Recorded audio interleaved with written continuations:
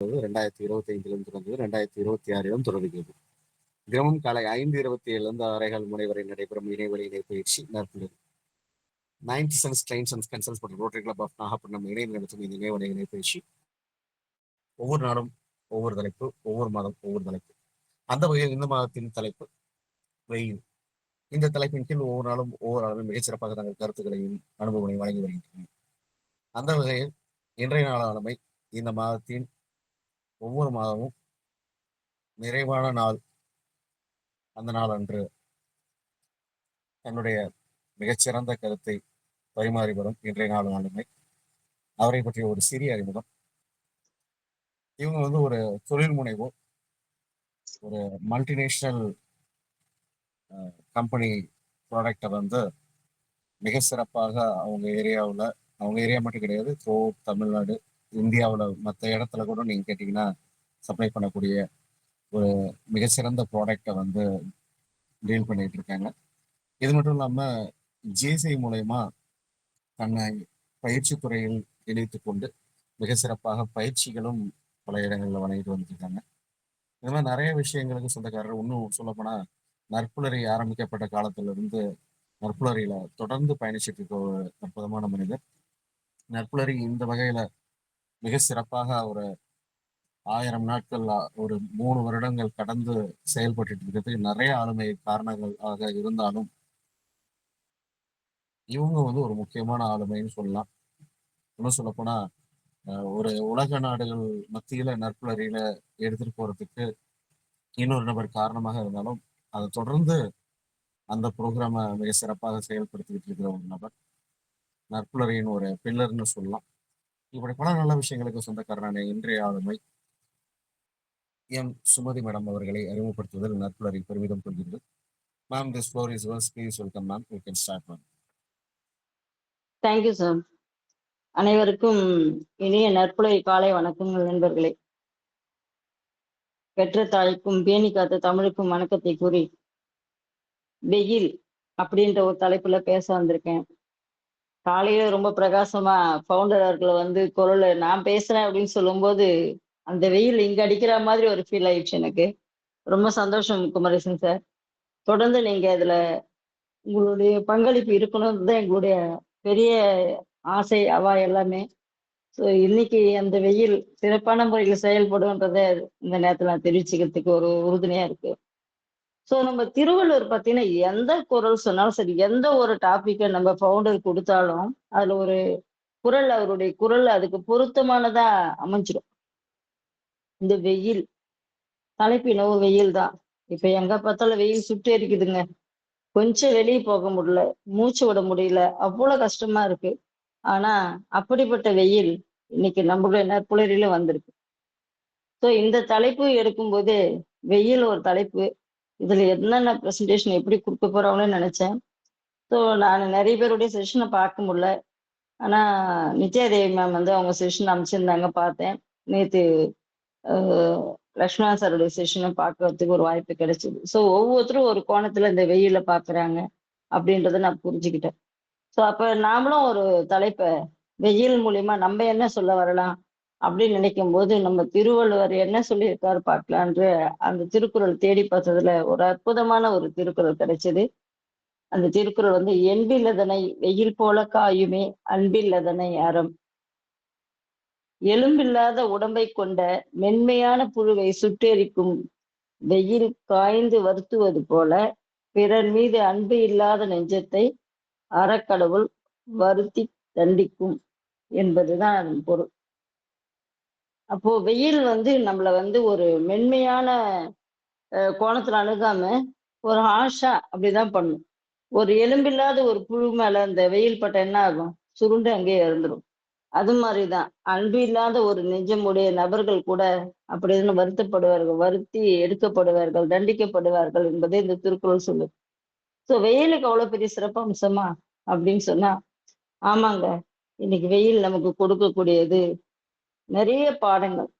நம்ம இன்னைக்கு இந்த அளவுக்கு ஸ்ட்ராங்கா இருக்குன்னா அது காரணமா அந்த வெயில் தான். அதெல்லாம் எப்படி நம்ம பார்க்கலாம். அதுக்கு முன்னாடி ஒரு சின்ன கதை. சூரியனும் காற்றும் 2 பேரும் ஒரு பேசிக்கிறாங்க. ஒரு சமரசமா பேசிட்டு இருக்கும்போது சின்ன சின்ன குறுக்கீடுகள், அவங்களுக்குள்ள ஒரு வாக்குவாதங்கள் வரும்போது, ஒரே புயலா மாறிர்றாங்க. அப்போ அவங்க சொல்றாங்க, வெயில் சொல்லுது, காற்றும் காற்று சொல்லுது. ஒரு மனிதன் வந்து நாடையை அணிந்து கொண்டு அந்த நடைபாதையில் நடந்து வந்து கொண்டிருக்கிறார். அப்ப காற்று சொல்லுது, "கொஞ்ச நேரத்துல பாரு அவன் சட்டைய கழட்டி வீசி அடிக்கிறான் பாரு" அப்படின்னு அந்த காற்று ஃபர்ஸ்ட்டு சொல்லுது. அப்போ காற்று சொன்னத கேட்டு, "இல்ல, இல்ல. நான் தான் அவன் சட்டைய கழட்டி வீசி அடிக்க வைப்பேன். நீலாம் வந்து உன்னால பண்ண முடியாது." "அப்படியா சொல்ற? நான் எவ்வளோ பலசாலி. நான் நெனச்சா அவனையே தூக்கி அடிச்சுடுவேன். அவன் சட்டைய போட்டிருக்க அந்த சட்டைய தூக்கி அடிக்க முடியாதா என்னால?" அப்படின்னு காத்து கேக்குது. சொன்னது மட்டும் இல்லைங்க. உடனே காத்து அவன நோக்கி நல்லா வேகமா வீச ஆரம்பிக்குது. ஸோ அவனுடைய அந்த பட்டன்லாம் வந்து கழண்டுது. கழண்ட உடனே இது சிரிக்குது. இந்த காற்று சிரிக்குது. "பாத்தியா பட்டன்லாம் கழண்டுச்சு. அடுத்தது சட்டை மட்டும் தான் கழல போகுது பாருங்கன்னு." உடனே அந்த மனிதன் என்ன பண்றான், இறுக்கமா அந்த சட்டை வந்து இழுத்து புடிச்சுக்கிட்டு, மறுபடியும் நடக்க ஆரம்பிக்கிறான். உடனே சூரியன் பார்த்து சிரிக்குது. "பாத்தியா, உன்னால அந்த சட்டைய கழட்ட முடிஞ்சதா? கழட்ட முடியாதுல்ல. ஆனா என்னால கழட்ட முடியும்." அப்படின்னு சொல்லிட்டு, அந்த சூரிய கதிர்கள வந்து அந்த மனிதர் மேல பாய்ச்சுது. பாய்ச்சும்போது வெப்பம் தாங்க முடியல. உடனே அவர் என்ன பண்றாரு, சட்டை கழட்டி போட்டுட்டு அத விசிறிக்கிட்டே போறாரு. ஸோ, அந்த இடத்துல சூரியன் சொல்லுது, "என்னுடைய கதிர்கள் படும்போது மட்டும் தான் மனிதன் சட்டைய கழட்டுவான். உன்னுடைய காற்று படும்போது அவன் சட்டைய கழட்ட மாட்டான். அப்போ நான் தான் பலசாலி. நீ பலசாலி இல்ல." அப்படின்னு அந்த காற்றுக்கிட்ட அந்த வெயில் சொல்லுது. ஸோ, இந்த இடத்துல நான் உங்கள கேட்க வேண்டிய ஒரு விஷயம் என்னன்னா, வெயில்னா என்னன்னு நீங்க நினைக்கிறீங்க? யாராவது ஒருத்தர் சொல்லுங்க. வெயில்னா என்னன்னு நினைக்கிறீங்க? யாராவது ஒரு நபர் பதில் சொல்லலாம். நான் மேம், பேசுறது நான் ஆடிபிளா இருக்குல்ல? நான் கேக்குது, நல்லா கேக்குது. நான் குமரேசன் பேசுறேன். சொல்லுங்க மனுஷனோட சார். இயல்பு எப்படி நெறைய விஷயங்கள் இருக்கோ, அதே மாரி ஒரு இயற்கையின் இயல்புன்னு சொல்லலாம் வெயில். இயற்கையின் இயல்புன்னு சொல்லலாம். சரி, நமக்கு நேரம் கம்மியா இருந்தாலும் நம்ம உடனே செஷனுக்குள்ள போயிடலாம். அதாவது இயற்கை கொடுக்கக்கூடிய ஒரு ஒளிச்சேர்க்கைன்னு சொல்லலாம். அது வந்து பார்த்தீங்கன்னா, நம்ம உடல் மீது அதனோட ஒளிக்கதிர்கள் நம்ம உடல் மீது படும்போது ஏற்படுகின்ற வெப்பம் தான், அந்த வெப்பத்தை உணர வைக்கக்கூடிய ஒரு செயல் தான் வெயில் சொல்றோம். இல்லன்னா நம்ம பாருங்களேன், நம்ம ஒரு ஏசி கார்ல போயிட்டுருக்கோம். வெயில் நம்ம மேல படாது. அப்ப அந்த வெயில உணர முடியாது. அந்த வெப்பத்த உணர முடியாது. அப்ப நம்ம வந்து என்ன வெயில் காயுதுன்னு சொல்ல மாட்டோம். ஆனா, அந்த ஒளிச்சேர்க்கை நம்ம உடம்பு மீது படும்போது ஏற்படுகின்ற ஒரு வெப்பத்த தான் நம்ம வெயில்னு சொல்றோம். "என்ன வெயில் காயுதுப்பா! வேலூர்ல சொல்லவே முடியலங்க. இது வேலூரா, இல்ல வெயிலூரான்னு சொல்ல முடியல. அந்த அளவுக்கு இங்க வெயில் காயுது." எல்லாருமே சொல்லுவாங்க, "அந்த ஊர்ல நீங்கலாம் எப்படிதான் இருக்கிறீங்களோ தெரியல." அப்படின்லாம் சொல்லுவாங்க. அப்போ இந்த வெயில எந்த அளவுக்கு நேசிக்கிறாங்களா? இல்ல எதிரியா பார்க்குறாங்களா? அப்படின்னு பார்க்க போனா, இந்த வெயில் நமக்கு சொல்லிக் குடுக்கக்கூடிய பாடங்கள் நெறைய நெறைய இருக்கு. ஸோ, வெயில் நமக்கு எதிரியா, ஆசிரியரா? இதுக்கு பதில் சொல்லுங்க. வெயில் நமக்கு எதிரியா, ஆசிரியரா? ஆசிரியர் மேடம். ஆசிரியர். எப்படி சார் ஆசிரியர் சொல்றீங்க? எல்லாத்துக்கும் சொல்யூஷன் தருது அது வெயில். எல்லாத்துக்கும் சொல்யூஷன் தருது வெயில். வேற? வேற யாராவது சொல்லுங்க. Ma'am Indira here. வெயில் வந்து சில ம். நேரம் ரொம்ப கஷ்டத்தை தந்தாலும் நமக்கு பிடிக்காத எனிமி மாதிரி நினைக்க தோணலாம். நிஜத்துல நமக்கு பல கஷ்டங்களை கத்துக் கொடுக்கிற ஒரு சிறந்த குரு டீச்சர். ஏன் வெயில டீச்சர்னு டீச்சர். சொல்றேன் மேம்? சூப்பர். ஆடிபிளா? வாழ்க்கை ஆடிபிள், ஆடிபிளா? Audible, audible, audible, audible. நிழலோட அருமை தெரியணும்னா வெயில்ல நடந்து பார்க்கணும். கஷ்டங்கள் வரும்போதுதான் நாம எப்படி அதை தாங்கிட்டு ஜெயிக்கணும். அது நமக்கு கத்துக் கொடுக்குது. ஒழுக்கம், ஒழுக்கத்தை கத்துக் கொடுக்குது. எப்படி நம்ம அந்த சன் ரேஸ் நம்மகிட்ட படும்போது நமக்கு ஒழுக்கத்தை தன்னாலே அது நமக்கு சொல்லி கொடுக்குது. நல்லா செடிகள் எல்லாம் வளர்றதுக்கும் நமக்கு சாப்பாடு கிடைக்கிறதுக்கும் வெயில் தான் முக்கியமான காரணம். நமக்கு டீச்சர்னு ஏன் சொல்றோம்னா வெயில் ரொம்ப கண்டிப்பா, அதாவது ரொம்ப அதிகமா இருக்குது. நமக்கு உடம்புக்கு முடியாம நம்ம இருக்கிறோம்னா அது ஒரு டீச்சர், ஸ்ட்ரிக்டா இருக்கிற டீச்சர் வந்து கொஞ்சம் தள்ளி இருங்கன்னு சொல்ற மாதிரி வெயில்ல போகாம நல்லா தண்ணியை குடிச்சிட்டு நம்ம வீட்டுல நம்ம ஓய்வு எடுக்கலாம். இப்படி இருக்கையில நமக்கு வெயில் நமக்கு பிடிக்குமா இல்ல பிடிக்காதா? நமக்கு பிடிக்கும். நமக்கு எல்லாத்தையும் சூப்பர் கத்துக்கிறது அந்த வெயில் சூப்பர் தான். Super super Indira madam. Thank you so much. சூப்பரா ரொம்ப தேங்க்யூ. அருமையா சொல்லிருக்காங்க இந்திரா மேடம், எல்லா சூப்பரா விஷயத்தையும் சொல்லிருக்காங்க. சொல்லிட்டீங்க. ஸோ வெயில் வந்து வெயில் இல்லாம வளர்ச்சியே கிடையாது. இன்னைக்கு வளர்ச்சின்னு பார்க்க போனா மரங்களா இருக்கட்டும். ஏன்னா இந்த டெய்லி மழையே பெஞ்சுன்னு வச்சுங்களேன், அந்த செடி வளர்ச்சி பெறுமானா பெறாது. அப்ப அது சூரிய ஒளிச்சேர்க்கைக்காகவும் சூரிய வெளிச்சமும் வேணும், அந்த வெப்பமும் வேணும். எல்லா சூழ்நிலையும் இறுகி வளரக்கூடியதுதான் மரம், செடி, கொடி எல்லாமே. ஸோ இதுல இருந்து நம்ம கத்துக்க வேண்டிய விஷயம் என்னன்னா, வெயில்ல வேலை செய்யக்கூடிய விவசாயிகளா இருக்கட்டும், கழிவு தொழிலாளியா இருக்கட்டும், சாலை பணியாளர்களா இருக்கட்டும், இவங்கெல்லாம் தினமும் பார்த்தீங்கன்னா வாழ்க்கையில பல சவால்களை வந்து சந்திக்காத மனிதர்களே இல்லை அப்படின்னு சொல்லலாம். உழைப்பு இல்லாம வளர்ச்சி இல்லை என்றதும், சிரமங்கள் இல்லாம நம்ம வாழ்க்கை வலிமை பெறாதுன்றதும் இந்த சூரியனை பார்த்து நம்ம தெரிஞ்சுக்கலாம். ஒரு உதாரணத்துக்கு சொல்றேங்க. இவ்வளவு வெயில் தானே காயுது. எவ்வளவு வெயில் காயுமோ அந்த வெயில நம்ம நடக்கிறோம். அந்த வெயில பயணம் பண்றோம். எல்லாமே செய்றோம். ஆனா ஒரு மழை பெஞ்சுட்டுங்க. குடுகுடுன்னு ஓடி வந்து ஏதாவது அந்த மழை துளி படாத இடத்துல வந்து நின்னுடும். மழை பிடிக்கும். ஆனா தொடர்ந்து பெய்யறது பிடிக்குமானா பிடிக்காது. ஆனா மழை நமக்கு தேவைதான். ஆனா வெயில் மட்டும் பாருங்க. அது என்ன வெயில் எப்படின்னா காயட்டுங்க. ஆனா நம்ம என்ன பண்றோம்? அந்த வெயிலையும் தாங்கிக் கொண்டுதான் நம்ம வளர்றோம். அப்ப நம்ம உடம்பு வந்து அந்த வெயிலுடைய வெப்பத்தை வாங்கி நம்ம உடம்பை வந்து இறுக பற்ற வைக்குது. அப்ப நம்ம இன்னும் ஸ்ட்ராங் பண்ணுது. அப்போ அது எப்படி எதிரியா இருக்க முடியும்? ஆசிரியரா தானே இருக்க முடியும். அதன் மூலியமா கிடைக்கக்கூடிய பயிற்சியை நம்ம புரிஞ்சுக்கணும். நிறைய விஷயங்கள் நம்ம பார்க்கலாம் வாங்க. அதுக்கப்புறம் பார்த்தீங்கன்னா, ஒரு சின்ன கதை. தாத்தா ஒரு கரண் அப்படின்னு ஒரு பேரு. பள்ளியில லீவ் விடுறாங்க. உடனே பையன் ஒரே வீட்ல பிரச்சனை. நான் வந்து கிராமத்துக்கு போவேன், தாத்தா வீட்டுக்கு போவேன்னு சொல்லிட்டு. ஏன்னா, நகர்ப்புறத்துல வெயில்கள் அதிகமா இருக்கும். அங்கேயும் தான் வெயில் இருக்கும். இருந்தாலும் அவன் தாத்தாவை பார்க்கணும் ரொம்ப ரொம்ப ஆசை. அதனால தாத்தா பார்க்கறதுக்காக போறான். போயிட்டு என்ன பண்றான், அவன் தாத்தா வந்தோடனே பேரனை கொஞ்சி குழாவி எல்லாம் முடிச்சிட்டப்ப தாத்தா இங்க இருக்கிற ஃப்ரெண்ட்ஸ் எல்லாம் இருப்பாங்க இல்லையா? கிராமத்துல தாத்தா வீட்டான் பக்கத்துல இருக்க பசங்கள்லாம் இவனுக்கும் நண்பர்கள். ஏன்னா லீவ்ல வரும்போதெல்லாம் இவன் நண்பர்கள விளையாடுவது வழக்கம். தாத்தா நான் நண்பர்களை போய் பார்த்துட்டு வரேன்ட்டு வெளியே போறேன். போன வேகத்துல திரும்பி வந்துடுறான். உடனே தாத்தா கேட்கிறாரு, இப்பதான்டா வெளியே போனேன். அதுக்குள்ள உன் ஃப்ரெண்ட்ஸ் எல்லாம் பார்க்கல வந்துட்டியா அப்படின்னு கேட்கிறாரு. இல்ல தாத்தா வெயில் சுட்டெரிக்குது தாத்தா. வெளியவே போக முடியல. ஏன்னா இந்த வெயில் இப்படி காயுதுன்னே தெரியல. ஃப்ரெண்ட்ஸு கூட போய் கூட ஜாலியா விளையாட முடியல. நான் எவ்வளவு சந்தோஷமா இருந்தேன் தெரியுமா?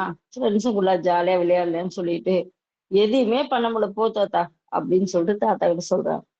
அப்ப தாத்தா என்ன பண்றாரு, சரிப்பா அங்கதான் விளையாட முடியல, சரிவா நம்ம நிலத்துக்கு போலான்ட்டு நிலத்துக்கு கூப்பிட்டு போறாரு. போற வழியெல்லாம் பச்சை பசேல்னு பயிர்கள் வந்து நல்லா வளர்ந்து சூப்பரா இருக்கு. நிறைய பூக்கள் பூத்திருக்கு. வேர்க்கடலை அந்த பக்கம் காய்ச்சிருக்கு. நெல் பயிர் ஒரு பக்கம் விளைஞ்சிருக்கு, ஒரு பக்கம் கரும்பு விளைஞ்சிருக்கு. இதெல்லாம் அந்த பையன் பாக்குறான். தாத்தா நம்ம நிலத்துல எல்லாமே சூப்பரா விளைஞ்சிருக்கு அப்படின்னு சொல்றான். அப்ப அந்த தாத்தா சொல்றாரு, இதுக்கெல்லாம் காரணம் யாரு அப்படின்னு சொல்லி தாத்தா கேக்குறாரு.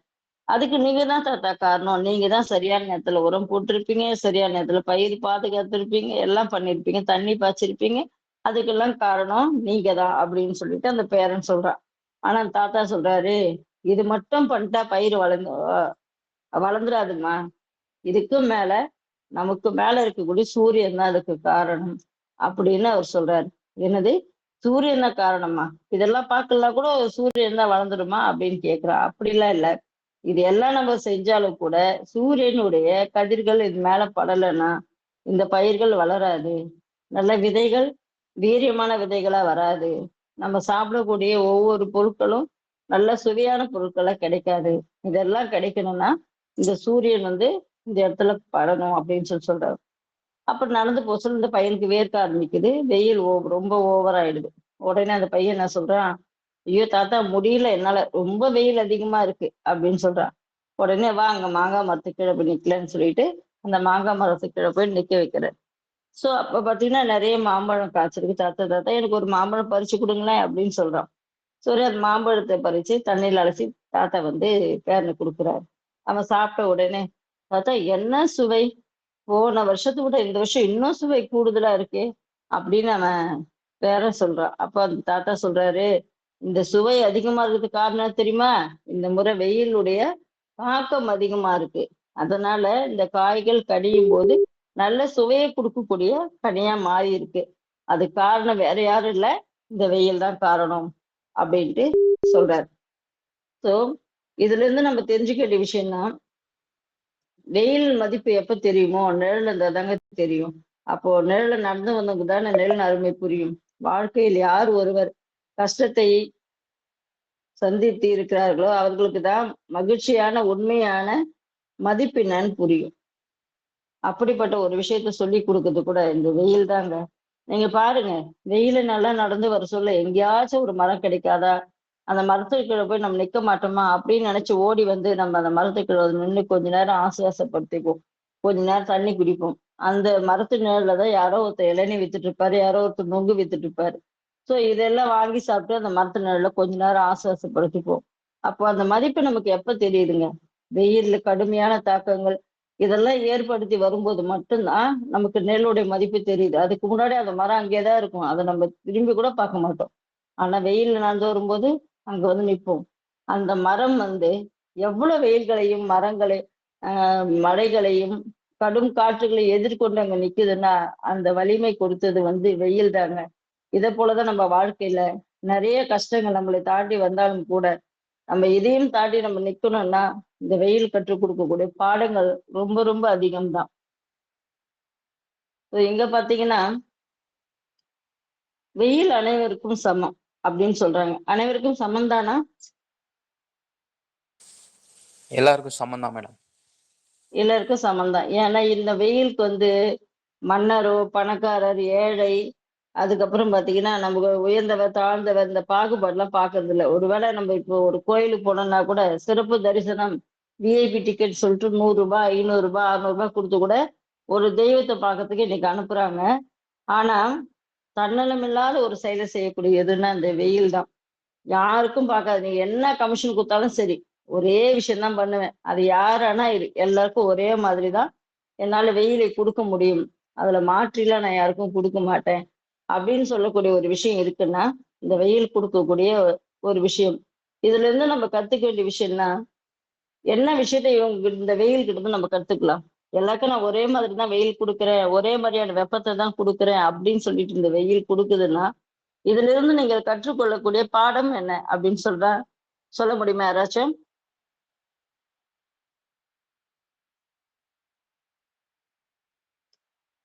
இந்த வெயில் கற்றுக் கொடுக்கக்கூடிய பாடம் என்னன்றது யாராவது சொல்ல முடியுமா? எல்லாருக்கும் ஒரே சீராதான் கொடுக்குது.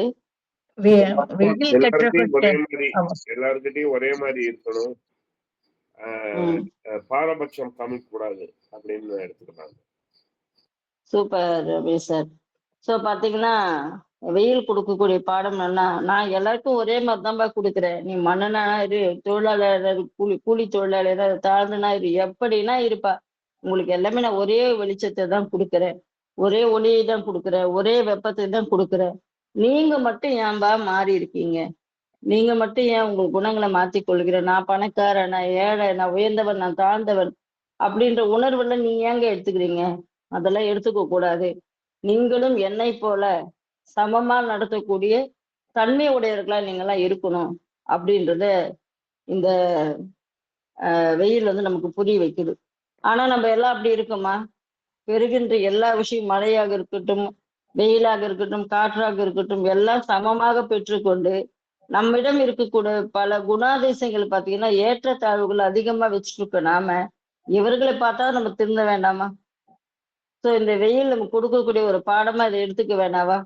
எல்லாருக்கும் ஒரே மாதிரி தானே கொடுக்குது. நம்ம மட்டும் ஏன் இப்படி மாறி இருக்கோம்? நம்மளும் ஒரே மாதிரியான சீரான ஒரு செயல்பாடோட இருக்கணுன்ற ஒரு உணர்வு நமக்குள்ள வர வேண்டாமா? இதையெல்லாம் நம்ம உருவாக்கணும்னா நமக்குள்ள எப்பவுமே சமம் என்ற உணர்வை நமக்குள்ள இருக்கணும். அந்த சமம் என்ற ஒரு உணர்வு இல்லைன்னா நம்ம பெரிய அளவுக்கு சக்சஸ் பண்ணாலும் கூட அந்த மனிதர்கள் உயர்வால் உயர மாட்டார்கள் சொல்லுவாங்கல்ல. வார்த்தைகள் தான் அவருக்கு உயர்த்துதுன்னா கூட சில பேருக்கு ஒரு குணாதிசயம் இருக்குங்க. நான் வந்து எல்லாம் செய்வேன். எல்லாருக்கும் சபையில வந்து ஐயோ எனக்கு எல்லாரும் பிடிக்குங்க, நான் யாரையும் ஒதுக்கி வைக்க மாட்டேங்க, எனக்கு நீங்களும் வேணும் அவங்களும் வேணும்னு சொல்லுவோம்.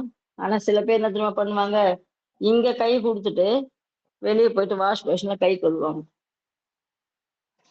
அப்ப அந்த சமம் என்ற உணர்வு வந்து கை கொடுக்கும்போது மட்டும்தான் இருக்கிறது. அங்கிருந்து போயிட்டு கொஞ்ச தொலைவு போய் கை வாஷ் பண்ணும்போதே தெரிஞ்சிடும் அவங்களோட சமம் எங்க இருக்கிறது என்று. சோ இது மாதிரி சூரியன் வந்து எப்பவுமே அப்படி நினைக்கிறது இல்ல. எல்லாரையும் ஒருங்கிணைக்கிற ஒரு விஷயத்த தான் பண்ணுது. சோ எல்லாருக்கும் ஒரே வெப்பத்தை தான் கொடுக்குது. ஒரே ஒளியை தான் கொடுக்குது. அப்போ நம்ம எல்லாரும் அனைவரும் சமம் என்ற ஒரு உணர்வை கொடுக்கிறது என்று சொன்னால், அது வெயில் இல்லாமல் வேறு யாரு? அவர்கள் ஆசிரியர் இல்லை என்றால் எதிரியா நமக்கு? வெயில் தன்னலம் இல்லாதது அப்படின்னு சொன்னா நீங்க எல்லாம் நம்புவீங்கன்னு நான் நம்புறேன். ஏன்னா சூரியன் தினம் ஆற்றலை மட்டும் தரல, அதுக்கு பதிலா எதையும் எதிர்பார்க்கறது இல்ல. நம்ம கிட்ட கொடுக்குது இல்ல, சூரியன் ஒரு வெளிச்சத்தை கொடுக்குது, வெப்பத்தை கொடுக்குது. அது நம்ம கிட்ட இருந்து ஏதாவது எதிர்பார்க்குதா?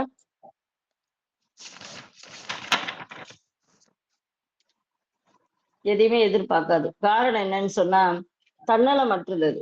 கொடுக்க மட்டும் தான் தெரியும், பெறுவதற்கான எந்த விஷயத்தையும் பண்ணாது. ஏன்னா பெறுவதற்கான எந்த விஷயத்த பண்ணா அது சுயநலமான ஒரு சூழலே இருக்கும். ஆனா இது சுயநலத்தை தவிர்த்து அது தன்னிடம் இருப்பதை மற்றவர்களுக்கு கொடுத்து மட்டும்தான் மற்றவர்களை வாழ வைக்கக்கூடிய தன்மையை கொண்டது. அதனாலதான் நம்ம வந்து இந்த வெயிலை வந்து போற்றி இது பண்றோம். சரி, அதே மாதிரி தை மாசத்துல சூரிய பகவானுக்கு வந்து நம்ம ஒரு படையல் போட்டு, நீ வந்து என்னுடைய பயிரை விளைவிச்ச, அதனால உனக்கு ரொம்ப நன்றி அப்படின்னு சொல்றோம். இன்னைக்கு நான் ஆரோக்கியமா இருக்கிறேன், அதுக்காக நன்றி. எனக்கு தேவையான விட்டமின் டி கொடுத்துருக்க, அதனால நன்றி அப்படி சொல்றோம். ஒவ்வொரு விஷயத்தையும் சூரிய பகவானுக்கு அன்று ஒரு நாள் மட்டும் நம்ம நன்றி சொல்ல கடமைப்பட்டவர்களாக நம்ம இருக்கிறோம். அதுக்கு காரணம் என்னன்னா, இவ்வளவு விஷயத்த எங்களுக்காக கொடுத்தப்பா, எல்லாத்தையும் நான் வாங்கிக்கிட்டோம். ஒரு நாளாவது உங்களுக்கு நன்றி சொல்ல வேணாவா அப்படின்றதுதான் அதனுடைய கோட்பாடை வச்சு நம்ம நன்றி சொல்றோம். ஏன்னா இந்த விவசாயிகள் யாருமே சூரிய பகவானை மறக்கவே மாட்டாங்க. அவர் பகவானா தான் சொல்லுவாங்க. கடவுளுக்கு நிகரான ஒரு விஷயமா சொல்லப்படுறது யாருன்னா சூரியனை தான் சொல்றாங்க. காரணம்னா அவர் தான் எல்லாருக்கும் அருள் பாலிக்கிறார். எங்கள் பயிர்கள் வளர்வதற்கும், நாங்க சிறந்து இருக்கிறதுக்கும், எங்க குழந்தைகள் வளர்ச்சி அடைவதற்கும் எல்லாத்துக்குமே காரணம் நீங்க தான். அதனால எங்களை வந்து நல்லபடியா காத்து இந்த வருடமும் எங்களுக்கு தேவையான விஷயங்களை பண்ணி சீரும் சிறப்புமா வச்சுக்க அப்படின்னு சொல்லிட்டு அன்று ஒரு நாள் சூரிய பகவானுக்கு படையெல்லாம் போட்டு நம்ம ஒரு நன்றி செலுத்தும் விதமாக அன்று இருக்குது. எப்பவுமே வெயிலுக்கு பின்னாடி என்னங்க வரும்? நல்லா வெயில் காயுது, அப்புறம் என்ன வரும்? மழை வரும். இருக்கு. மழை இருட்டு வரும். வரும். மழை வரும். ஓகேங்களா? அப்ப நமக்கு பின்னாடி கஷ்டங்கள் நிறைய வந்துட்டே இருக்குன்னு வச்சுங்களேன். அதுக்கப்புறம் நல்ல காலம் வருமா வராதா? நமக்கு இயற்கை கற்றுக் கொடுக்கக்கூடிய பாடம் இதுதான். எந்த அளவுக்கு நமக்கு வெப்பத்தை கொடுக்கக்கூடிய சூடை உருவாக்கக்கூடிய சூரியன் கொஞ்ச நாளுக்கு அப்புறம் இல்ல கொஞ்ச நேரத்துக்கு அப்புறமே என்ன பண்ணும்? குளிர்ச்சியை கொடுக்கக்கூடிய, மழையை கொடுக்கக்கூடிய ஒரு சூழலை உருவாக்கி மழையாகவும் பெய்ய வைக்கிறது. அது போலதான் நம்ம வாழ்க்கையில நிறைய கஷ்டங்கள்லாம் வரும், நிறைய துன்பங்கள் வரும், துயரங்கள் வரும். நம்மளை தாண்டி நெஞ்சை வந்து முட்டக்கூடிய அளவுக்கு சில துன்பங்கள்லாம் இருக்கும். வெளியே சொல்லி அழக்கூட முடியாது, அந்த அளவுக்கு துன்பங்கள்லாம் வரும். அந்த துன்பங்கள் இன்பமா மாற்றுறது எதுன்னா இந்த வெயிலை நம்ம சொல்லலாம். எப்படி நமக்கு ஒரு ரொம்ப வெயில அதிகமா கொடுத்து நம்ம உஷ்ணத்தை உடல்ல உருவாக்கி என்னடா வெயில் இப்படி காயுதுன்னு சொல்ல வச்ச அதே வாயில அப்பாடா சாயந்தரத்துக்குள்ள ஒரு மழை பெஞ்சு அந்த உஷ்ணத்தை குறைச்சிச்சுப்பா அப்படின்னு சொல்றோம் பாத்தியா? அப்ப அந்த வெயிலுடைய தன்மைய அப்படியே கொஞ்ச நேரத்துக்குள்ள அப்படியே பாத்தீங்கன்னா மழை பெஞ்சு அப்படியே அந்த இடத்த ஒரு ஏசி ஷோரூம் மாதிரி மாத்திடும். எப்படி ஏசி குழுன்னு இருக்குமோ அது மாதிரி அந்த வெயில் இருந்தபடியே தெரியாது, அந்த அளவுக்கு மாற்றிடும். அந்த தன்மையை கொடுக்கக்கூடியதுதான் இந்த வெயில். அப்போ நமக்கு கஷ்டங்கள் இல்லாம இருக்குதா என்ன? இது நான் என்ன பாடத்தை கத்துக் கொடுக்குதுன்னு சொல்லுங்க. இவ்வளவு வெயில தாங்கக்கூடிய இந்த உடம்ப உடனே அதை குளிர்ச்சி அடைகிற மாதிரி பண்ண வைக்குதுன்னா, அப்போ நம்ம கிட்ட வரக்கூடிய துன்பங்கள் துயரங்கள் எப்படி இருக்கும் தெரியுமா? அதுதான் நான் சொன்னேன்ல, வாய் விட்டு அழ முடியாத அளவு கூட நிறைய பேருக்கு கஷ்டங்கள் எல்லாம் இருக்கு. இருந்தாலும் கூட அதையும் தாண்டி நம்ம வாழ்ந்துட்டு தான் இருக்கோம். அப்ப நம்ம கஷ்டங்கள்லாம் வரும், போகும். ஆனா எப்பெல்லாம் கஷ்டங்கள் வருதோ நமக்கு ஒரு நல்ல காலம் வரும் அப்படின்ற ஒரு நம்பிக்கையை மட்டும் நம்ம இழக்கவே கூடாது எப்பவுமே. ஏன்னா அந்த நம்பிக்கை இழந்துட்டோம்னு வச்சுங்களேன், நம்ம வாழவே முடியாதுங்க.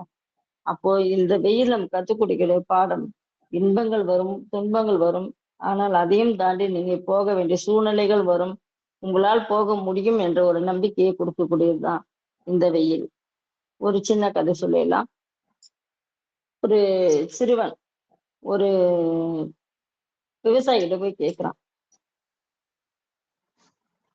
ஏன் இந்த வெயில்ல இவ்வளவு கஷ்டப்படுறீங்க? இப்படி கஷ்டப்பட்டு வேலை செய்யணுமா? அப்படின்னு அந்த விவசாயிகிட்ட போய் கேட்கிறான். அப்ப விவசாயி சிரிச்சுன்னு சொல்றாரு, இந்த வெயிலை நான் தாங்கலைன்னா நாளை என் வயல் விளைச்சலை தராது அப்படின்னு சொல்றாரு. என்னது, இந்த வெயிலை நீங்க தாங்கலைன்னா உங்க வயல் போய் விளைச்சலை தராதா அப்படின்னு கேட்கிறான். ஆமாப்பா, நான் இந்த வெயில்ல வேலை செய்யறதுக்கு நான் கஷ்டப்பட்டேன்னா அப்போ நாளைக்கு இது விளைச்சலை தராது. இன்னைக்கு நான் இந்த வியர்வையை இந்த விவசாய நிலத்துல நான் சிந்தலைன்னா நாளை என் குடும்பத்துல மகிழ்ச்சி இருக்காது அப்படின்னு சொல்றான். அப்ப அந்த சிறுவன் யோசிக்கிறான். புரியுது அப்பதான் அவனுக்கு, என்னது இவரு நிலத்துல வேலை செய்யலைன்னா வீட்டுல மகிழ்ச்சி இருக்காதுன்னு சொல்றாரு, இதுக்கு அதுக்கு என்ன சம்மந்தம் கேட்கும்போது அவர் விவரமா அந்த வெயிலுடைய இதை பத்தி எல்லாம் சொல்றாரு, இந்த பயிர் வளர்ச்சி பத்தி எல்லாம் சொல்றாரு. எல்லாம் சொல்லி முடிக்க அப்பதான் அவனுக்கு புரியுது, வெயில் என்பது வெறும் வெப்பம் அல்ல, அது எதிர்கால வெற்றிக்கான முதலீடு என்பதை புரிந்து கொண்டார். நம்ம நினைச்சிருக்கோம் வெயில் ஒரு வெப்பம் தான் சொல்லிட்டு, அது இல்லைங்க, அது எதிர்கால வெற்றிக்கான முதலீடு அப்படின்றத அந்த பையன் புரிஞ்சுக்கிறான். சோ இவ்வளவு ஒரு அற்புதமான ஒரு தலைப்பை கொடுத்திருக்காரு நம்மளுடைய ஃபவுண்டர் அவர்கள். வெயில் என்ற 3 எழுத்துல அந்த முடிகிற விஷயம்லாம் இல்லைங்க இது. அதையும் தாண்டி நம்ம பண்ணக்கூடிய விஷயம் எதுன்னா நம்ம நன்றி சொல்றதுதான். சோ வெயில் நம்மை வாட்டுவதற்காக வரவில்லை. வெயில் நம்மை வாட்டுவதற்காக வரவில்லை, நம்மை வலுப்படுத்துவதற்காக வருகிறது. நம்மை வலுப்படுத்துவதற்காக வருகிறது. வெயிலை வெறுப்பவன் வெப்பத்தை மட்டுமே பார்க்கிறான். வெயிலை வெறுப்பவன் வெப்பத்தை மட்டுமே பார்க்கிறான். வெயிலை புரிந்து கொண்டவன் அதில் மறைந்திருக்கும் வாழ்க்கை பாடங்களை பார்க்கிறான். வெயிலை புரிந்து கொண்டவன் அதில் மறைந்திருக்கும் வாழ்க்கை பாடங்களை பார்க்கிறான். வெயில் இல்லாமல் நிழல் அருமை தெரியாது. வெயில் இல்லாமல் நிழலின் அருமை தெரியாது. சிரமம் இல்லாமல் வெற்றியின் சுவை தெரியாது. சிரமம் இல்லாமல் வெற்றியின் சுவை தெரியாது. இது ஒரு கவிதை தான். உங்களுக்கு வெயிலை பத்தி புரிய வைக்கிறதுக்கான ஒரு சின்ன கவிதை தான். ரொம்ப அருமையா உங்களுக்கு விஷயம் புரிஞ்சிருக்குன்னு நினைக்கிறேன். நம்ம பாடல் வரிகளை போய் பார்க்க போனா எப்பவுமே நான் பாட்டு போறது வழக்கம். சில காப்பிரைட் எல்லாம் வருது அப்படின்றதுனால சரி அது ஏன் நம்ம பாட்டு போட்டு காப்பிரைட் ஆக்கணும் அப்படின்னால சரி பாடல் வரிகளை மட்டும் எடுத்து நம்ம பாடிடலாமே அப்படின்ற மாதிரி வரிகளை எடுத்திருக்கேன். பாட முடியாது, என்னால த்ரோட் ப்ராப்ளம் இருக்கு. ஸோ அப்ப நான் முத்துக்குமார் அவர்கள் எழுதிய வெயில் என்ற ஒரு படத்திலிருந்து எடுக்கப்பட்ட பாடல் வரிகள், ரொம்ப சிறப்பான பாடல் வரிகள். அது நீங்க எல்லாம் பார்த்து ரசித்த பாடல் வரிகளா தான் இருக்கும். அதுல ரொம்ப அருமையா சொல்லியிருக்காரு, வெயிலோடு விளையாடி வெயிலோடு உறவாடி வெயிலோடு மல்லு கட்டி ஆட்டம் போட்டோமே. ஸோ இது எல்லாருமே அனுபவிச்ச ஒரு சந்தோஷம் தாங்க. நீங்களும் வெயிலோட விளையாடி இருப்பீங்க. உறவாடி என்பது அந்த கதிர்கள் நம் மீது பட்டு உறவாடுவதை சொல்கிறது. வெயிலோடு மல்லு கட்டி ஆட்டம் போட்டோம்னா நம்ம போயிட்டு சந்தோஷத்தை நம் நண்பர்களோடு நம்ம செலிப்ரேட் பண்ணும்போது, நம்ம அதை பகிர்ந்து கொள்ளும் போது அந்த வெயிலை பத்திலாம் நம்ம கவலையே இருக்காது. நிறைய பசங்க போய் பாருங்க, இந்த மே மாசத்துல நிறைய ஃப்ரெண்ட்ஸு கூட சேர்ந்து கிணற்று பக்கம் போயிட்டு எல்லாம் ஒண்ணா சேர்ந்து டைவ் அடிச்சு குளிச்சுட்டு மறுபடியும் மேல நிப்பானுங்க, மறுபடியும் போய் டைவ் அடிப்பாங்க. ஸோ அந்த நண்பர்களோடு சேர்ந்து உறவாடும் போது இந்த வெயிலோட மல்லு கட்டி தான் நம்ம ஆட்டம் போடுறோம். அது ஒரு சிறப்பான ஒரு நிகழ்வா நமக்குள்ள இருக்கும். நண்டூரும் நரிவூரும் கருவேலம் காட்டோரும் தட்டானை சுற்றி சுற்றி வட்டம் போட்டோமே. இப்படி நம்மளோட வாழ்க்கையில நிறைய நிகழ்வுகள் நம்ம வெயிலோட தான் நம்ம விளையாடி இருக்கோம். இப்படிப்பட்ட வெயிலோட விளையாடி உறவாடி நம்ம எல்லாரும் தாண்டி வந்திருக்கோம். கண்டிப்பா நான் மட்டும் இல்லைங்க, நீங்களும் தாங்க.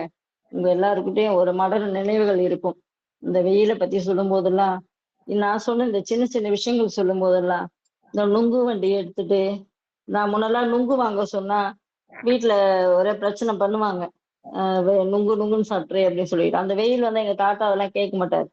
அந்த பனை ஓலையில நுங்க வச்சு கட்டி எடுத்து வந்து கொடுப்பாங்க பாருங்க.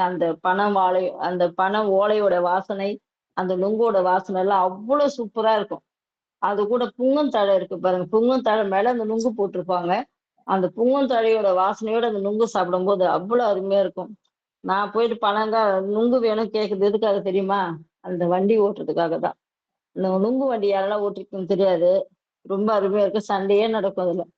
அப்போ நாங்க போய் நுங்கு வாங்க போகும்போது அங்கேருந்து 2 பெரிய பனங்கா எடுத்துன்னு வந்து, அந்த 2 பனங்காய்க்கு இடையில ஒரு குச்சிய சொருவி, அது ஒரு கிளை எடுக்கிற மாரி ஒரு கொம்பு எடுத்து அப்படியே வச்சு ஓட்டுவோம் பாருங்க. அவ்வளோ அருமையா இருக்கும். அதுல வேற ஃப்ரெண்ட்ஸுங்க எல்லாம் சேர்ந்து போட்டா போட்டி யார் ஃபர்ஸ்ட் ஓட்டிட்டு போறாங்கன்னு. அது மாதிரி நிகழ்வுகள்லாம் நடந்திருக்கு. ஸோ இது ஏன் சொல்றேன்னா, இது போன்ற ஒவ்வொரு நிகழ்வுகளையும் இந்த வெயிலான காலத்துல நம்ம பண்ணியிருக்கோம். ஆனா அந்த மகிழ்ச்சியான தருணங்கள் அன்று சுட்டெரித்த சூரியனை விட இன்று என் மனதில் மகிழ்ச்சியான தருணங்களா இருக்குன்னா, அதுக்கு காரணம் இந்த வெயில் தாங்க. இப்படிப்பட்ட ஒரு மலரும் நினைவுகளை நீங்க இடம் பெற்ற வெயிலை பற்றி பேச வாய்ப்பு கொடுத்த நட்புலரி ஃபவுண்டர் குமரேசன் சார் அவர்களுக்கு நன்றி கூறி, இதுவரை இந்த நிகழ்ச்சியை அஹ், நான் பேசுவதை கேட்டு ரசித்த உங்கள் அனைவருக்கும் என்னுடைய நன்றியும் கூறி விடைபெறுகிறேன். நன்றி, வணக்கம். Thank you so much ma'am. மிக்க நன்றி. எல்லாருமே ஒரு விர்ச்சுவல் கிளாப் இல்லைன்னா டைரக்டாக ஒரு கிளாப் பண்ணிடலாம் ஒரு சூப்பரான செஷன் கொடுத்த சுமதி மேடம்காக. ரொம்ப சூப்பரா இருந்தது மேடம் இந்த நிகழ்ச்சி. ரைட். Thank you madam. பின்னோட்டம் அருமையா கொடுக்கறதுக்கு இருந்தது ஹேண்ட் மேம். ரைஸ் பண்ணுங்க, நான் கூப்பிடுறேன். ஒவ்வொருத்தவங்களும் நான் கூப்பிடும் போது நீங்க பின்னோட்டம் பண்ணுங்க. இடையில நீங்க எப்படி பண்ணிட்டு இருக்கீங்கன்னு தெரியல. நான் வந்திருக்கிறதுனால திருப்பியும் ரெகுலரா எப்பொழுதும் பண்ற மாதிரி பின்னோட்டம் ஹேண்ட் ரைஸ் பண்றவங்களுக்கு வாய்ப்பு வழங்கலாம். அதுக்கு முன்னாடி உங்களோட எல்லாரும் கொஞ்சம் மியூட் பண்ணீங்க, மற்றவங்க எல்லாரும் ஒரு சவுண்ட் வந்துட்டே இருக்கு. வீரசேகரன் சார் உங்களோட வனிதகுமாரி மேம் மியூட் போட்டுங்க. நன்றி. என்னுடைய பேர் குமரேசன் தர்மசலன். இங்க தொடர்ந்து பயணிச்சுட்டு இருக்கிற முன்னாடி வந்துகிட்டு இருந்த பழைய நபர்கள் சொல்ல மாட்டேன், ஆரம்ப காலத்துல இருந்து சப்போர்ட் பண்ணிட்டு இருக்க நபர்களுக்கு என்ன தெரியும். ஆனா ஒரு கிட்டத்தட்ட 70% நபர்கள் புது நபர்களாக இருக்கீங்க. ரெகுலரா வரவங்க 30% தான் இருக்காங்க. ஸோ அதனால என்ன தெரிஞ்சிருக்கிறதுக்கு 70% நபர்களுக்கு வாய்ப்பு கம்மி. என்னுடைய பேர் குமரேசன் தர்மசலன். இந்த நற்புலரி அப்படின்ற தளத்தை உருவாக்கி தொடர்ந்து நடத்திக்கிட்டு இருந்தது நான் தான். அதன் பிறகு இப்போ வரைக்கும் தொடர்ந்து பேக் எண்ட் சப்போர்ட் பண்ணிட்டு இருக்கேன். யார் பயிற்றுனர், ப்ரொமோஷன் இந்த மாதிரி சப்போர்ட் பண்ணிட்டு இருக்கேன். ஒவ்வொரு நாளும் காலையில ஸ்டார்ட் பண்ணி விட்டதோட நிறுத்திட்டு இருக்கேன். தொடர்ந்து இதை வந்து மிக சிறப்பாக நிறைய நபர்கள் நடத்திக்கிட்டு இருக்காங்க, ஆர்கனைஸ் பண்ணி காலையில. இன்றைய செஷனை பத்தி சொல்லணும் அப்படின்னா நான் சுருக்கமா சொல்லிடுறேன். சுமதி மேடமோட செஷன் எப்பொழுதுமே வந்து ஒரு சூப்பரா இருக்கும், ஒரு லைவ்லியா இருக்கும். அதே லைவ்லி இன்னைக்கு இருந்துச்சு. என்ன ஒரு எக்ஸ்ட்ரா நிறைய விஷயங்கள், அதாவது கூடுதலா கொஞ்சம் தூக்கலா இருந்துச்சு அப்படின்னு சொல்லுவாங்கல்ல, அந்த மாதிரி தூக்கலா என்ன விஷயங்கள் ஏற்கனவே நான் பார்த்தது, ஏன்னா ரொம்ப நாள் ஆச்சு அவங்களோட செஷன் அட்டன் பண்ணியும். ஸோ என்ன தூக்கலா இருந்துச்சு அப்படின்னா, இது வெறும் வெயிலாக மட்டும் இல்லை, எல்லா பருவ காலங்களும் கலந்த மாதிரி இருந்துச்சு. ஏன்னா ப்ரெசன்டேஷன் எப்பொழுதுமே நல்லா இருக்கும். இந்த தடவை தூக்கலா இருந்ததுன்றது, நான் எல்லா பருவமும் சேர்ந்து இருந்ததுன்றது, இந்த ப்ரெசன்டேஷன் ரொம்ப அருமையா இருந்துச்சு. அது ஏஐ ப்ரெசன்டேஷனா இருந்தாலும் ஏஐ சும்மாலாம் வந்து சப்போர்ட் பண்றது, அதுக்கும் மெனக்கடணும். எந்த ஒரு விஷயங்கள் ஈஸியா கிடைச்சாலுமே அதுக்குமே மெனக்கட்டாதான் அது ஈஸியா கிடைக்கும். சும்மாலாம் கிடைச்சிடாது. ஈஸியா கிடைச்சிச்சுன்னு நினைப்பாங்க, ஏஐ வந்துச்சு அது அட்வான்டேஜ் ஆயிடுச்சுன்னு நினைப்பாங்க. ஆனா அதுக்கும் மெனக்கடணும். அந்த ப்ரெசன்டேஷன் பார்க்கும் போதே அது மெனக்கடல் தெரிஞ்சுது. அது எனக்கு ரொம்ப பிடிச்சிருந்துச்சு. என்னடா மேடமோட ஸ்டைல்ல ஒரே ஒரு விஷயங்கள்ட்ட மட்டும் மிஸ் ஆகுது, வெயில் கொஞ்சம் கம்மியாகிற மாதிரி இருக்கு அப்படின்ற மாதிரி பார்க்கும்போது கடைசியா அந்த பாட்டையும் போட்டு, அந்த மேடம் எடுத்துட்டு இருக்கும் போதே அந்த பாட்டு என் மனசுக்குள்ள ஓடிக்கிட்டே இருந்துச்சு. ஆனா கடைசியா அவங்க வாய்ஸ்ல கேட்கும்போது அது இன்னும் ஒரு ரெட்டிப்பு மகிழ்ச்சியா இருந்துச்சு. நிறைய விஷயங்கள் சொல்லிக்கிட்டே போகலாம். எனக்கு வந்து இந்த பாராபட்சம் பத்தி சொல்லும் போது, கொடுக்கறதெல்லாம் பாராபட்சம் இல்லாம தான் கொடுக்குறாங்க, ஆனா எடுத்துக்கிறதெல்லாம் பாராபட்சத்தோட எடுத்துக்கிறாங்கன்ற மாதிரி வேலூர்லயும் எங்களை மாதிரி கடலோர ஏரியாவில் இருக்கிறவங்க மட்டும் வெயில் ஜாஸ்தியா வருது அப்படின்றது மனசுக்குள்ள ஓடி இருந்துச்சு. அடுத்தது, வெயிலா இருந்தாலும் சரி எதுவா இருந்தாலும் சரி நாளுக்கு நாள் அதிகமா தாங்க ஆகும். நம்ம எந்த அளவு விஷயங்கள் செய்யறோமோ அதுக்கு தகுந்த மாதிரி அதிகமா தான் ஆகும். அதுவும் மேடம் பாராபட்சம் பேசும்போது எனக்கு மைண்ட்ல ஓடி இருந்துச்சு. இன்னும் தொடர்ந்து இந்த நற்புலரி தளத்துல நான் வரணும்னு ஆசைப்படுறேன். அந்த வகையில இன்னைக்கு தொடங்கிட்டேன்னு சொல்லலாம், வெயிலோட நிறைவான நாள்ல. நாளைக்கு வந்து நான் பின்னோட்டம் எல்லாரும் சொல்றதுக்கு முன்னாடி நாளைக்கு செஷன் பத்தி சொல்லிடுறேன். கொஞ்சம் வித்தியாசமான தலைப்பு தான். ஒவ்வொரு தலைப்பும் பார்த்தீங்கன்னா கொடுக்குற நபர்கள் யோசிச்சு தான் கொடுப்பாங்க. அந்த மாதிரி இந்த மாதத்தின் தலைப்பு கடந்த மாதங்கள் தலைப்பும் நான் சூஸ் பண்ண மாதத்தின் தலைப்பு தான். ஸோ அடுத்த மாதத்தின் தலைப்பும் நான் சூஸ் பண்ணியிருக்கிறது தான் புத்தக அலமாரி. அது நிச்சயமாக புத்தக அலமாரியை பற்றியது. அது புத்தகத்தை பற்றியது கிடையாது. புத்தகம்னு வந்திருக்கிறதுனால நிறைய பேர் புக் ரிவ்யூ நினைச்சிருப்பாங்க. அது புக் ரிவ்யூ கிடையாது. புக் ரிவ்யூ கிடையாது. நிறைய இடத்துல புக் ரிவ்யூ பண்ணிட்டு இருக்காங்க. நம்ம ஒரு மாதத்துல பின்பற்ற தலைப்பு திருப்பி நம்ம பின்பற்ற மாட்டோம்.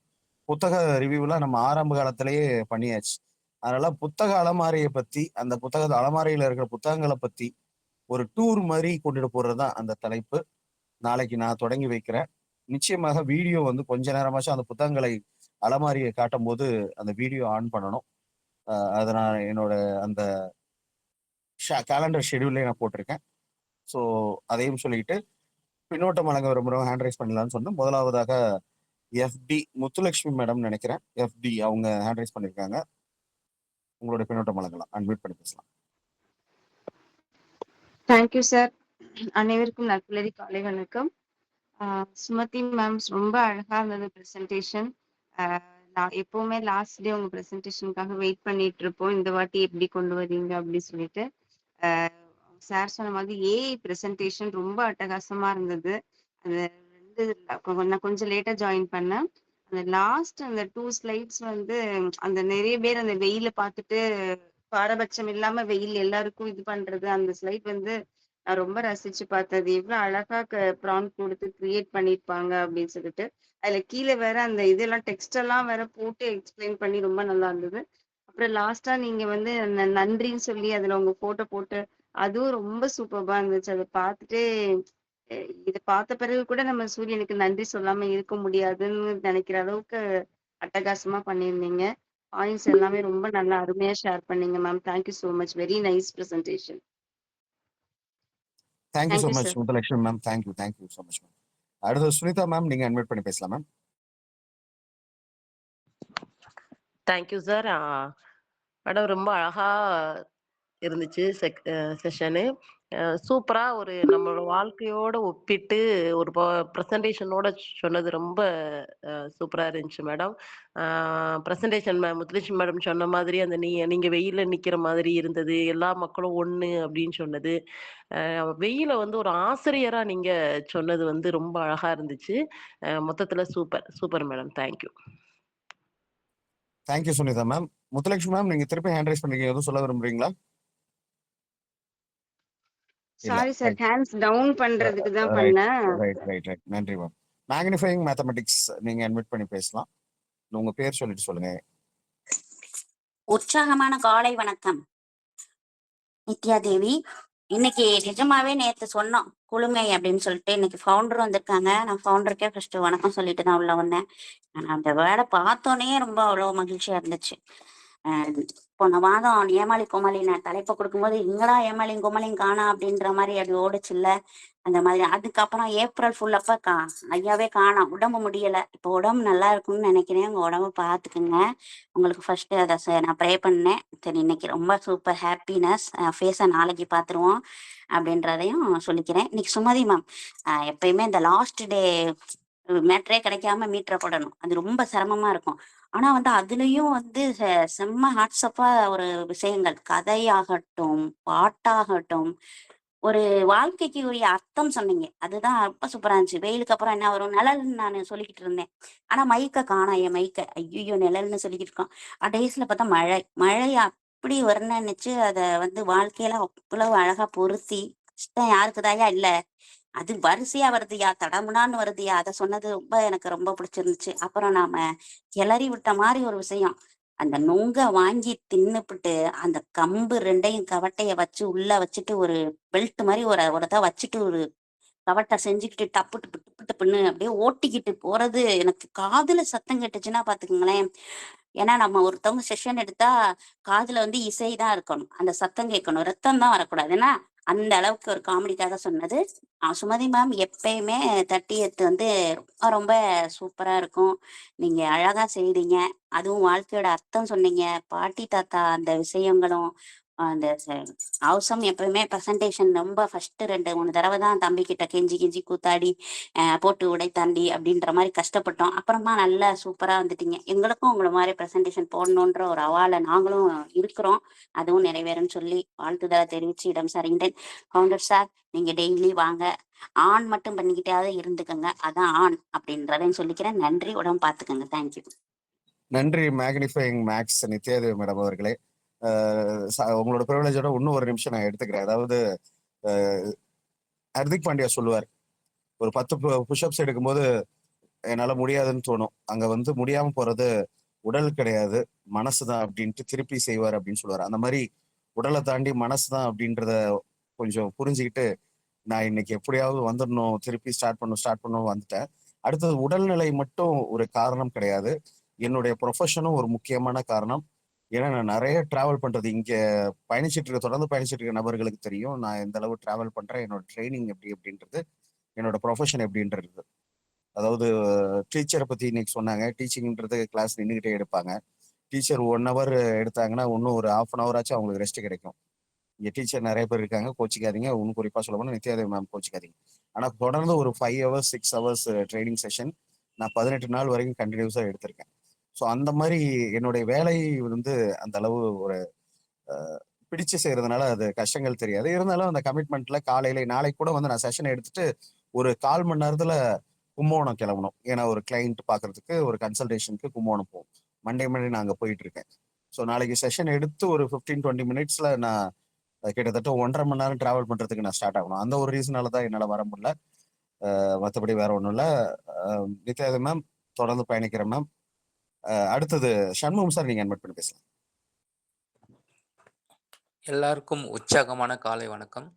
ஸோ வெயிலுக்கு உதாரணமாக நிறைய சிறு சிறு கதைகள், அதை நம்மளோட ஒப்பிட்டது, சினிமா பாடல், நம்ம லைவாக எடுத்துகிட்டு போயிட்டு அந்த சின்ன வயசில் என்னென்ன பண்ணோன்றது எல்லாத்தையும் விளக்கமாக மேடம் சொன்னாங்க. அவங்களுடைய செக்ஷன் நிறைய கேட்டு இருக்கோம் நாங்கள். ஸோ இது இன்னும் மேற்கூட்டதாக இருந்தது. Thank you sir, thank you so much.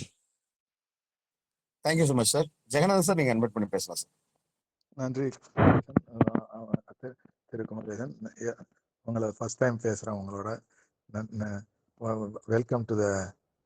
Welcome back to the நற்புலரி ஃபவுண்டட் பை யூ. வாழ்த்துக்கள். சுமதி மேடம்